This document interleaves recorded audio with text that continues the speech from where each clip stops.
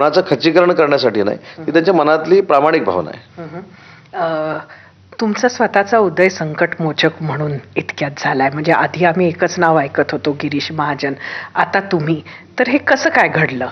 तुमच्यावर विशेष जबाबदारी नेहमी टाकण्यात येते आणि मला वाटतं ऑपरेशन टायगरमध्ये आता तुम्ही म्हणताय माहिती नाही किंवा सांगत नाहीत, असं दोन्ही असू शकतं, पण कालही तुम्ही परभणी नाशिक हाच तुमचा फोकस होता, विधान परिषदेच्या निवडणुका.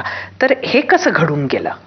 नाही, माझा एक स्वभाव आहे काम करतानाचा की ज्या नेत्यानं मला राज्याचा उद्योगमंत्री केलं, त्या उद्योगमंत्री पदामुळं माझा चेहरा महाराष्ट्राला कळला. आज त्यांच्यामुळं मी काम करतोय. मग त्यांच्या शिवसेना पक्षामध्ये आणि मी शिवसेनेमध्ये काम करत असताना एखादी जर अडचण येत असेल तर स्वतःहून गेलं पाहिजे.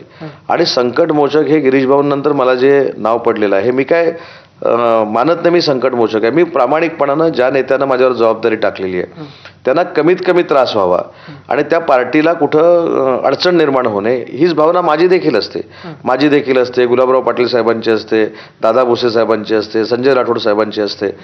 पण हे आम्ही सगळे एकत्रच काम करतो. आता त्याच्यातनं मला हे नाव ठेवण्यात आलेलं आहे, पण तसं काय मी गेल्यानंतरच संकट दूर होतं अशातला भाग नाही. शेवटी आम्ही गेल्यानंतर आम्ही निमित्त मात्र आहोत. आज अलायन्समध्ये काम करत असताना अलायन्सचं जर संकट असेल तर हे दोन नेते सक्षम आहेत. शिवसेनेवरचं संकट असेल तर माननीय एकनाथ शिंदे साहेब सक्षम आहेत. आम्ही फक्त मेसेज पास ऑन करण्याचं काम करतो, नेत्याला जे अपेक्षित आहे ते करून घेण्याचं काम करतो आणि त्याच्यातनं हे आता मला नाव पडलंय. परंतु मी असं मानत नाही की मी जाऊन फार मोठं जिथं काय करतो. जबाबदारी पार पाडणं हे एक उपनेता म्हणून, शिवसेनेचा मंत्री म्हणून माझी जबाबदारी आहे. मध्यंतरी तुम्ही म्हणजे राज ठाकरेंनाही बरेचदा भेटला, मला वाटतं काहीतरी खिचडी खायला तुम्ही त्यांच्याकडे गेला होतात. तर नक्की कुठली खिचडी तिथे तुम्ही पकवण्याच्या प्रयत्नात होतात? मी राजसाहेबांना